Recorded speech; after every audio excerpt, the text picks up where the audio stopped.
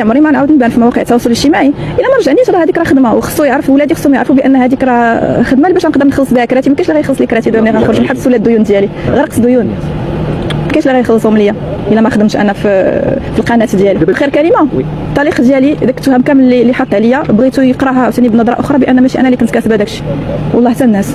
اولا على سلامه هذه السيده مسكينه، واش الحبس علاج لهذا النوع من المشاكل؟ هي ضربت الحبس وخرجت. جوج، كيفاش دوزت الحبس؟ لانني استشفيت من كلامها قهرتها الزياره، ربما لم تستفيد من الزياره. في اللايف غنقول لكم تجربتي انا عشت وسط الحبس. ما اثر الزياره على اعاده ادماء السجناء.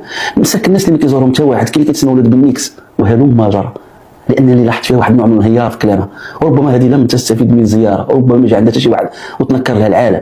ولهذا الانسان مسكين كيفاش كيدوز الانسان اللي ما كيزور حتى واحد الحبس؟ واش بحال واحد الانسان اللي كيزور يعني الحبس؟ اذا غنتناولوا الزياره ديال الحبس، غنتناولوا القضاء واش علاج لهذا النوع من المشاكل.